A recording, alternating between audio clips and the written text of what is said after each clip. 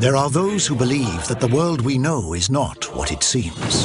Get out! That the devil is real, and that we are in the middle of an epic war he is waging against us. If you look at the world, there seems to be another force at work that has a will towards evil.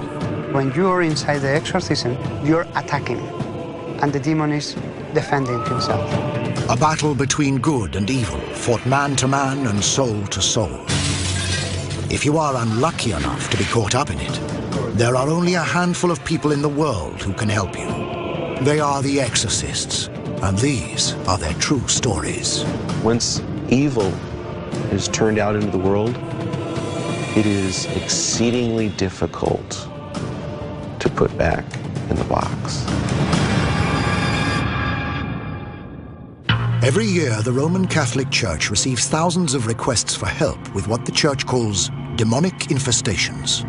In fact, the Church has had to set up the International Association of Exorcists to help educate priests about all things demonic. In 2004, they got a call about this house in Pittsburgh. The house infestation is a lot more prominent than people know these days or talk about. Because if you say that to somebody, I hear things or see things move, they're going to say, oh yeah, you got a few screws loose in your head. The church decided to call in psychologist Adam Blay to interview the family that lived in the house. Adam is one of the few lay members of the International Association of Exorcists. Adam is a great gift, a very holy, talented man. He's a layman trained in psychology. He knows theology. He's a spiritual person who's not afraid of the evil one. Adam has participated in dozens of exorcisms, but realizes that dealing with skepticism is part of the job. I think it's completely rational and reasonable to think that possession and the reality of demons is medieval nonsense, as you say. Without a direct experience of something this extraordinary, I think it is natural and rational to conclude that it's not real. Adam got his first direct experience of the paranormal at Bob Cranmer's house, and the two men have since become friends. What we went through here, and the priests that we worked with, and my relationship with Adam specifically, you know, to meet with him again, and for him to come here, and you know, there's just a camaraderie that we have because I know that he knows what happened here. What happened there was what the Catholic Church calls a demonic infestation. Classically, there are three levels of demonic problem. Infestation, which is when a demon is active in a place or a space. Oppression, which it has now focused on a particular person. And possession, when that person has allowed that demon to take over their body. Infestation is the most common type of demonic problem that we respond to by far. Infestation is attacks and possession over material things, houses and places. I've prayed in houses where people have heard things, things have moved, been cold, there are smells, there are footsteps. Like these spirits own the house. And usually what happens is serious demonic activity took place there, seances, satanic worship. Perhaps murders and crimes have occurred there. So evil one, like a glove, came over and possessed that place. This particular house had held Bob Cranmer spellbound since he was a child. I grew up in this area here, and from the time I was a young child, probably like in the early 1960s, I was always fascinated with this house in particular. Bothered by it at all. I was intrigued by it. I wanted to know what went on inside it. I wanted to know who the people were that lived in it. What did they do? Bob was married with a family when he returned to Pittsburgh after a long absence, and learned that his childhood dream house was on the market. So the first time I actually fulfilled my dream in coming into the house was to look at it to buy. We bought the house, we moved in, we had 4 young children, and you know, we settled in. All was well initially, and we were probably here for about probably 6 weeks into it, and my wife and I began to notice there was something not right with the house.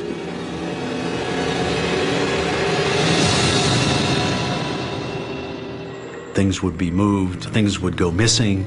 One area of the house seemed especially active. A cupboard under the stairs. There's a light in the closet, and there's a pull chain on it. So when I would come home at night and open the closet, the pull chain would either be wrapped around the light or very meticulously wrapped around one of the little chains that holds the globe in place. So we conducted a little test. I said, okay, close the door.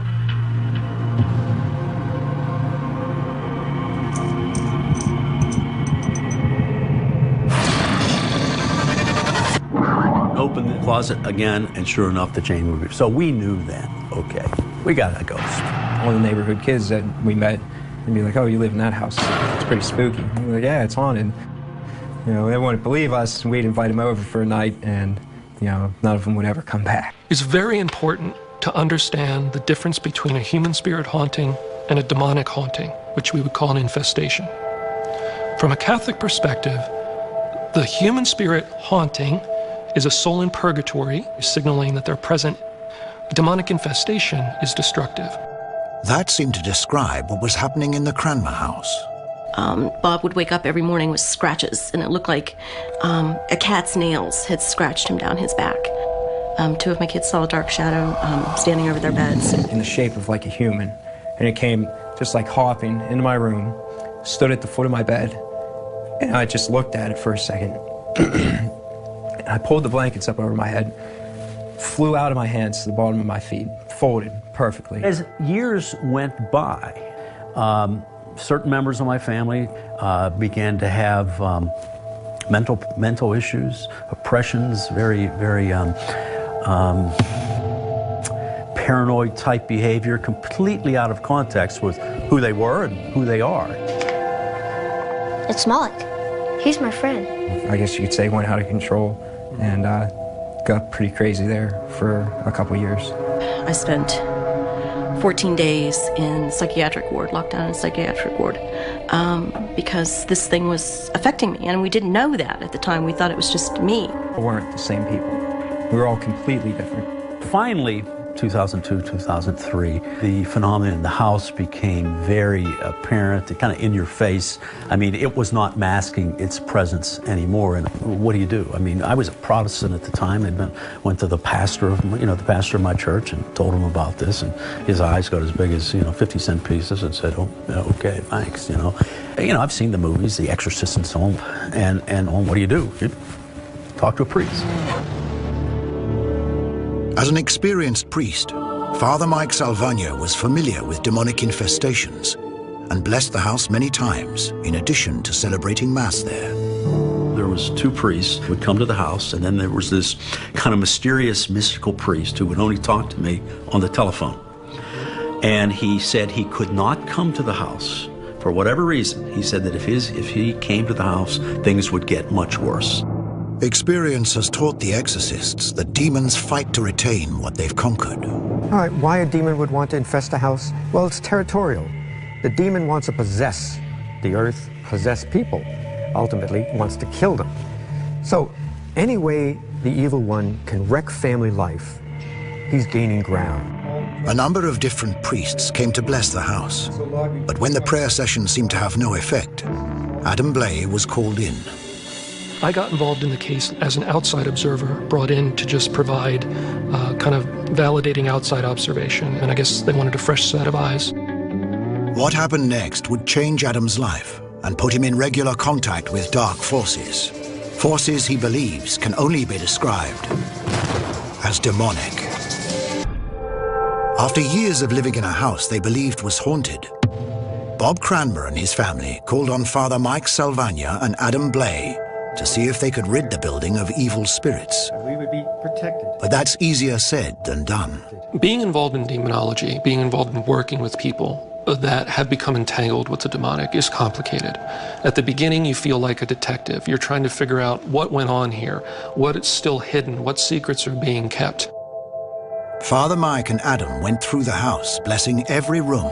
And so, Lord, we take our blessed water and blessed salt. Holy water is a very powerful sacramental of the Church. We use it during exorcisms because it seems to cause demons pain and compelling them to obey commands. But instead of cooperating, The demons seemed to be fighting back. Blood began to run down the walls. Began upstairs in the stairway to my right and progressively came down through the second floor to the first floor. And you would actually see what appeared to be red blood that would be brown when it dried that would run down the walls. I have pictures of it. I also had it analyzed by a lab as to what it was, and they really weren't sure what it was. That would happen a day or two after the house blessing, and in that we throw holy water. It was probably, the devil always reverses things, and so it's a way to show defilement. Their version is to throw blood on the walls. Within a week, things were worse than they'd been before the blessing. The phenomenon as they took place became more and more ominous. And really a lot of it was centered in these two bedrooms. There was a time for probably about 7 months where we vacated these rooms completely. No one slept in them because the entity really gravitated to these two rooms. And the entity which would park itself here at night had a very, very strong localized stench, as I can call it. It was a combination of a burning rubber and a sulfur smell. I actually experienced that here too, and it was the first time I've ever experienced it. It's very eerie. It's like a packet of horrible odor that moved. Through him, with him, in him. More prayer sessions followed, but conditions in the Cranmers' home didn't improve. We were doing everything that could be done from a religious standpoint, and it wasn't working. I mean, it was getting worse. Exorcism is just not reading the prayers and like snap a finger and the person's gone. We are talking about days, weeks, and maybe months of working with a person to try to get them free. And sometimes all you can achieve is what I call a truce. By now, Bob and his family were talking seriously about abandoning their home, but they didn't. Maybe it's just my character, my nature. I do really believe that, there is good and there's evil. And evil is powerful, but good can prevail in the long run. And this is my house. This has always been, the house that I wanted since I was a child, and I wasn't going to give it up to anything or anybody. It was during these difficult times that Adam paid one of his many visits to the house. He sensed the presence of evil more strongly than ever before. I experienced smelling a horrific, disembodied odor of death and something rotting, moving through the home. I was scratched across the head by nothing. The strange thing about these was that about 90 seconds later, they had completely disappeared. As he was getting ready to leave, Adam paused by the front stairs, his attention drawn to the cupboard with its quirky light bulb chain. I had a strange and strong feeling that there was something under the stairs behind the closet. I'd say it was a large space under the steps that you could almost stand up in. It had been sealed for almost 100 years. There was no access into it at all from the floor, from the sides. Adam suggested they break through the wall, and what they found there mystified them. We found my son's Lego toys in this area. How that stuff would ever have gotten in there, there was no cracks, there was no way, but there was a whole number of things that they found that were clearly possessions of people that had lived in this house. One of the items was a crumpled drawing. If you would. It showed a house and a family on one side. What is this? I have no idea. On the other side was a crude drawing of a demonic figure and a name, Moloch, a demonic figure associated with child sacrifice in the Old Testament.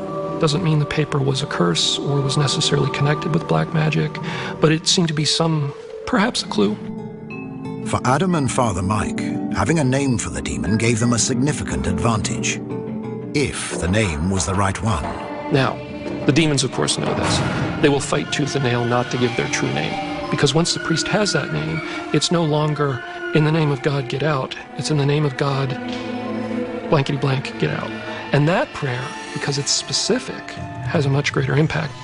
But why had the demons chosen to infest the house in the first place? The problems are there because the previous person who had authority over the home did something to invite the devil into that space. What was it? Neighborhood gossip from the 1930s suggested an answer. The research seemed to indicate that there could have been illegal abortions performed in the building by a doctor who had run his office down the street. Armed with a name and a possible reason for the infestation, special prayer services were conducted in the house. O God, who in every place subject to thee are present as guardian, this petition may deserve the shelter, and this house may never slacken. Moloch was called out and told to leave. But if the demons were listening, they gave no sign, because what happened next was... Amen. Nothing. You would think, if this was a movie, you know, that there would be some great dramatic ending to it. It was more like a blazing fire that burned itself out. And the embers lasted for a time, and then they went out as well. It was like a switch turned off, and everybody went back to normal. 7 years later, Adam is encouraged by what he sees and feels. I have to say it feels completely peaceful to me. I don't feel any hint of warning bells or a sense of any background presence or anything even lingering. Everything feels just good. I can honestly say that, you know, the peace and tranquility that is in this house today is genuine. I think it's long-standing, and I can only go back and compare it to what it was like during and before the battle, so to speak. But exorcists tell us that diabolical infestations are more common than we think. I'm here in Los Angeles to visit my friend Andy Kopic, an MIT-trained physicist who purchased a factory some years ago that's very haunted. Today he has had me come out to the building and try to calm the haunting down or clear it out of there. Andy's company makes lasers and other high-tech equipment.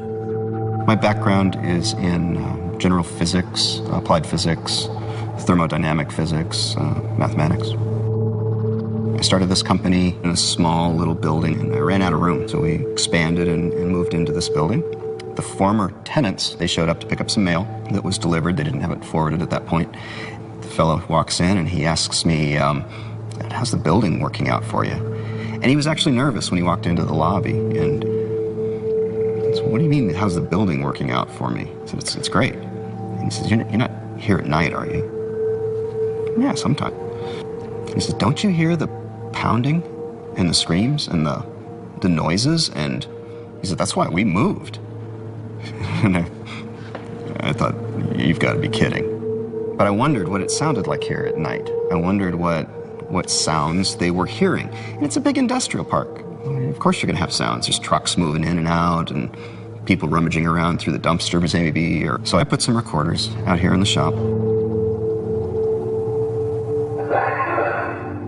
After reviewing some of the audio, I didn't think about a haunting. I thought someone was getting into the building. It was very noisy, and it sounded as though it was all coming from inside of this room. Andy changed all the locks, but when the sound still didn't stop, he decided to install security cameras to catch the intruders on tape. Instead, the cameras picked up something totally unexpected. The security cameras were picking up motion in different parts of the building, and no one was in here. Things were moving. Things were physically moving and making sounds. I was fascinated. Oh my gosh, I'm really seeing things that are moving. This is quantum physics candy. Andy's next step was to design and install some more sophisticated sensing equipment. My security cameras weren't picking up some of the things. I could see objects moving, but I couldn't see what was moving them. So built some special cameras that can image down into the shorter wavelengths of light, things that we necessarily can't see. There were endless hours of footage where nothing happened. But every so often, the ultraviolet camera would pick up something. And at the same time, objects moved. Now we start doing this investigation, and oh my gosh, here is an enormous manifestation of energy that I can see on the camera. We're actually measuring these energies. We're seeing these things happen, and it's not just someone saying, I have a weird feeling.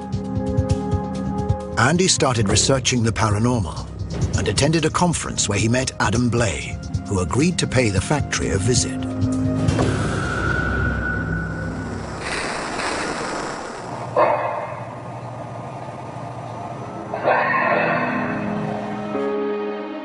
Can you play that again?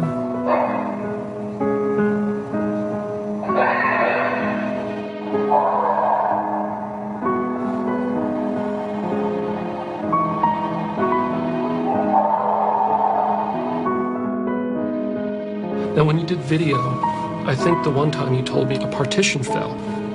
Can we look at that? Absolutely. Nobody's there? Nobody's in the building? No, it's completely locked up.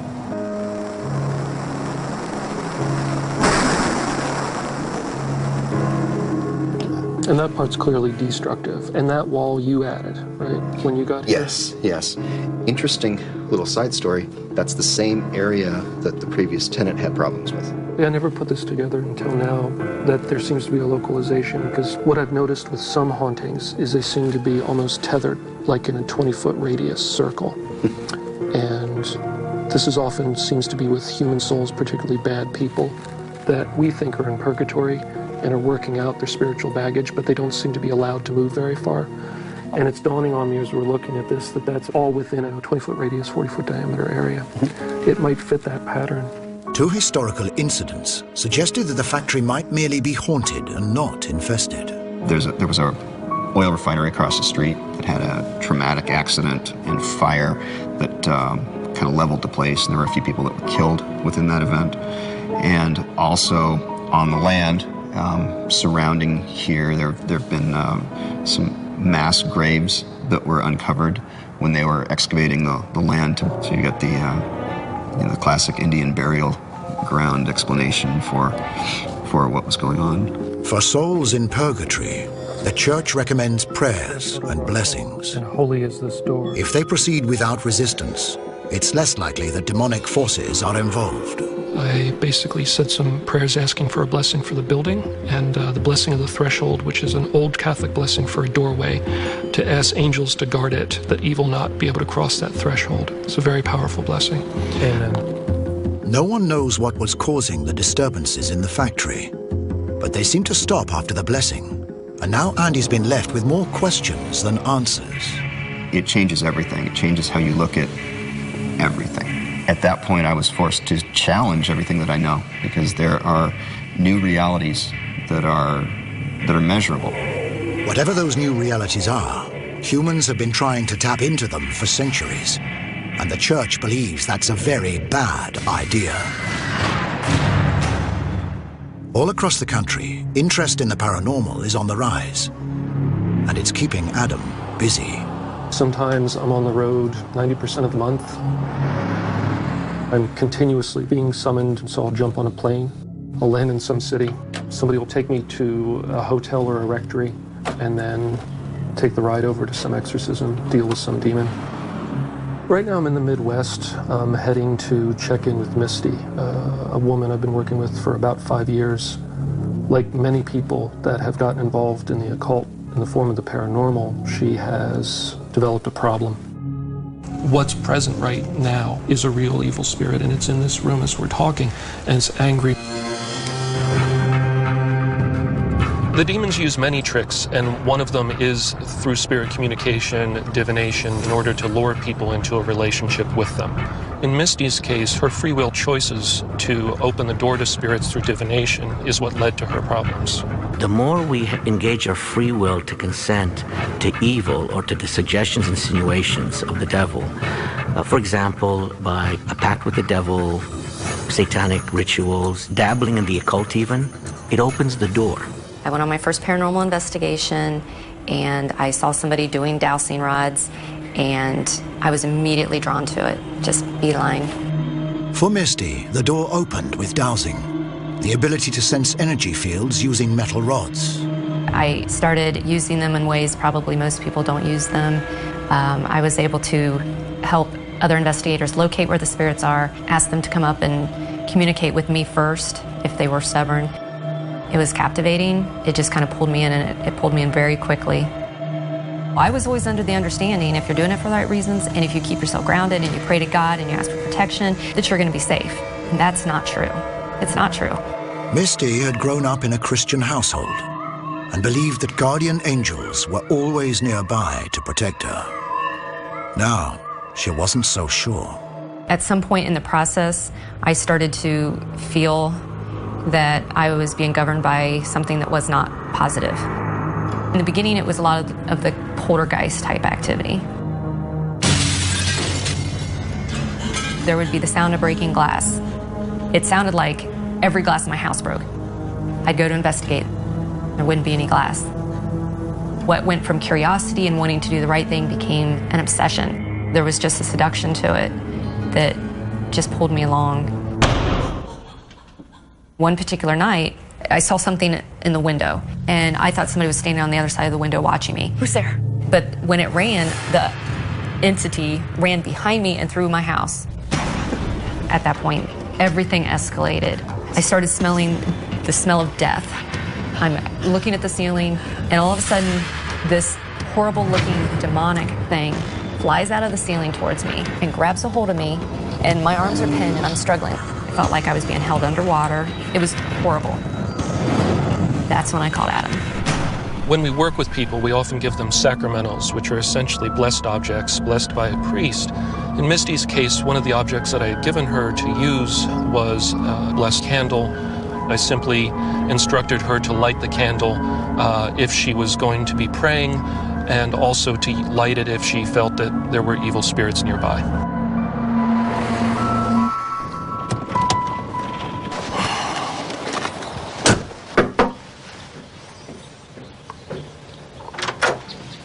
Hi, Adam. It's good to see you. Nice to see you again. You feeling okay? I can feel that there's something that keeps popping in. There is still something there. I certainly feel a physical difference. Does it feel like the same kind of things that communicated with you over the years? Yeah, it does. The thing that has occurred that makes me think that there's something going on is the time that I did the candle. What was it that you did when you used it? I laid down, lit the candle, and it became apparent that something did come into the room. I asked the holy angels to please come into me and fill me with their inspiration and guidance. As soon as I said that, I felt that same energy that one time when I was really attacked. Right. I felt that same energy zip up through my feet, and it was so quick, it didn't waste any time. As he listened to the details, Adam realized Misty had made a common mistake. Blessed candles, they're sacramentals, they're holy things. Unfortunately, it's a false assumption that evil spirits can't be around when there's something holy present. And the thing about good spirits, there's never a need to invite them to actually enter your body. I had a bad feeling as soon as it happened. I'm still quite surprised I'm even in this position and situation. What do you mean? It's just so bizarre to think that, someone who's normal and doesn't worship the devil and do all that stuff can end up in this situation. It's really scary. My inclination would be that we do 2 steps, and that is to renounce the right that it was given, and then we'll pray a little bit and ask God to remove it. Does that sound? Absolutely. Once human evil is released, once evil is turned out into the world, it is exceedingly difficult to put back in the box. Misty, do you renounce any ties to the devil established through the occult? Yes. Do you renounce any ties to the devil established through divination? Yes. Through communicating with spirits in any way? Yes. Lord Jesus Christ, please break all rights the devil has to Misty based on these things and any others that we may be unaware of. I've been given permission by the church and the exorcists that have trained me to say prayers for people and to ask God to bless them. Keep us faithful to our Lord Jesus Christ forever and ever. Amen. Amen. All right, so we'll be in touch, okay? Okay, thank you again, Adam. All right. When Misty had lit the candle, she explicitly gave the spirits that she felt present permission to enter her body. This, of course, was a mistake. I think Misty is doing much better, but these things don't end instantly all in one session. As with most people, it's a process of disentangling yourself from the demonic and from the deceptions that you've been lured into. Misty became a target for demons when she showed an intense curiosity for divination and dowsing. But the church teaches that all interest in the paranormal can be dangerous, because you never know what you might bring home. Got the camera and the EVP on? From experience, the church teaches that when demonic forces are present, they are always trying to draw us into conversation. And the church has a simple rule for protection. Don't speak to the demon. In a sense, that is probably the biggest of the rules. To speak to a demon is to flirt with being lured into a relationship with a demon. And this is why spirit communication is so dangerous. Penny Willis was a member of a group of ghost hunters in upstate New York. We went on a tour of a haunted place, a known haunted place. You know, a bunch of us went. There's something more to us, and it is that inner yearning for something else that is where our interaction with the spiritual world begins. So somebody says, I want to go do ghost hunting. I want to go look for the stuff. They want to experience it. They want to be connected to it.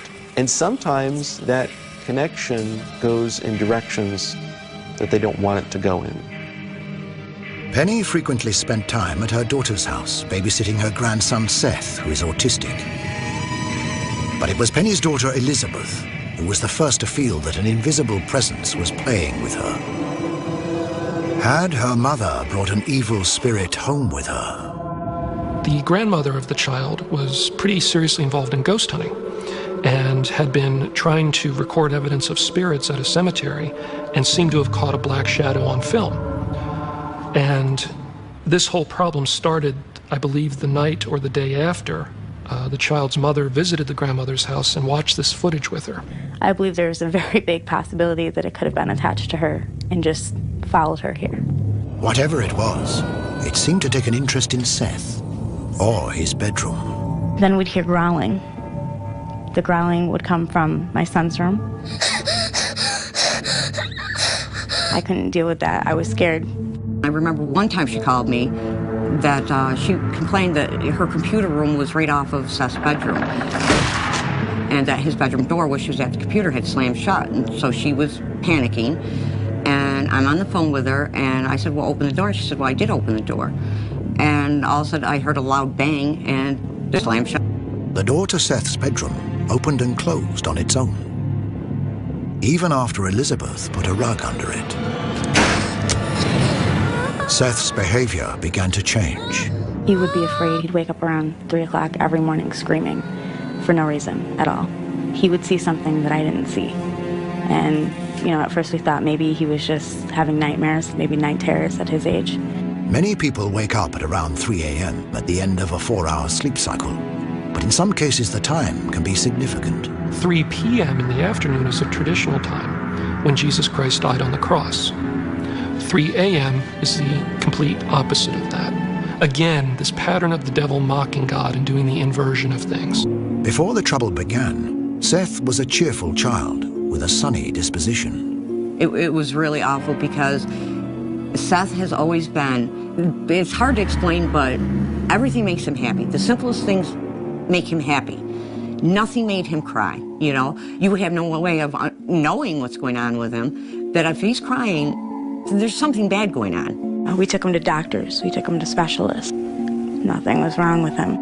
Outside of the home, Seth seemed to be his usual happy self. Take him for rides. We'd pull back in the driveway. The second we pulled in the driveway, he'd start shaking and screaming. He was terrorized. He literally cried from the moment he walked in the door until he finally would just pass out because he was, I mean, you know, he was so tired and exhausted. And that was every day, all the time. The child seemed to be seeing something that was absolutely terrifying to him. And he would very specifically point at something which he had never done before. The interesting thing about this is that an autistic child, in a sense, can't lie. They don't play games with deception and hiding things and pretending how they feel. But it wasn't only Seth who was being tormented. Wake up, I'm home. What is that? Penny awoke one day feeling as if she'd been clawed while she slept. Scratch yourself? No. You're bleeding. I had deep scratches, 3 of them, coming up across my face. I had no clue how they got there. 3 straight lines? Mm-hmm. Yeah. That is very typical. We actually see that a lot with demonic hauntings. For some reason, they like to scratch in 3s. We think it's in relation to the Trinity, because they do things in 3s a lot. When my mom got scratched, I was scared to death. I was under the impression for a long time that any kind of entity or ghost or spirit or whatever you want to call it could not physically hurt you. Of course, I wanted to write it off as maybe she scratched herself in her sleep. Nothing happened. The church has a name for this type of demonic harassment. It's called oppression. A demon has gained rights to be present in that place. Now, that demon wants you, and it'll run any con on you that you'll open the door to. It will then push for more and more control, more interaction, and the moment that you say, no, I don't want to do what you say anymore, it'll turn on you and bite you. And that's usually when we get called. Oftentimes people have already been experiencing a great deal of trial, turmoil, distress, chaos before they come to us. Oftentimes they'll try to handle it themselves, cope with it themselves, go to other friends perhaps even a psychologist. The church is always required, to the best of the culture and science of the times, to rule out mundane explanations for problems before taking that leap and saying that this is a spiritual issue, meaning possession, oppression, infestation. Seth's mother was finally referred to Adam Blay, but at first she couldn't bring herself to make the call. I wanted to contact Adam, but something was telling me not to, that everything was okay, it was just in my mind. It's not really happening. And then things started getting a lot worse. I'd be here by myself during the day, and I would see a black shadow walking around in front of me. Like, it was there. Reported it. And I did catch it on tape, and I showed my mom and my boyfriend. I didn't think I was crazy anymore. The video shocked me. I've never actually witnessed something like that. You could notice like a figure in it, but it wasn't a person. It wasn't anything that you could see anywhere around it. It was just a shadow of something. With documentary proof in her hands, Elizabeth contacted Adam. But the night before he came, a small statue of an angel came flying off the wall. It nearly hit Penny and broke Elizabeth's mobile phone. People can be choked, people can be slammed against the floor, thrown down the stairs, dressers slid across the room, scratched, bitten, assaulted in other ways. I don't know how to explain it. I just know that whatever it was, it did not want to leave. Adam sensed absence on that first visit, but the exorcism ritual can only be performed by a trained priest. So Adam simply blessed the home, paying special attention to Seth's bedroom. Went there, did a house blessing, said some other prayers. So that we may defeat the evil that resides. Everything stopped. Seth had been out of the house during the blessing. But when he returned, his reaction seemed to confirm that something had changed. He was apprehensive at the door, looked around, seemed to realize something, got happy, ran to his room, looked in his room, looked around, went and jumped on his bed and started jumping up and down and laughing. And it was a very beautiful thing to see. My son went right to Adam and climbed up in his arms and gave him a hug. That's impossible for my son. He's autistic. He did not go to anybody he didn't know. It's almost like he knew Adam was there to save him. Adam still visits occasionally to check on Seth's progress. And I'm sorry that he had to go through that, I really am. But it was short term, and hopefully it's long forgotten now for him, and hopefully it had no lasting impact.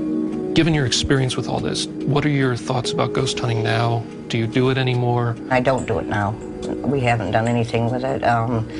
It's too risky. I think we nipped it in the bud this time, and I'm praying that the grandmother, makes a final decision about not playing around with inviting spirits home. Many people make a fundamental mistake. They think that they can open the door to evil, take a look at it, tickle its tummy, close the door, put it back on the shelf, and never have to worry about it again. The devil will not show himself to be an angel of darkness. Rather, he'll always show himself to be a good spirit, an angel of light, a good spirit guide, for example, so to speak. The most frightening aspect of all of this is the lack of, the real powerlessness that all of us have over these things as atomized human beings, as individuals. We're up against something that is really, really, really big.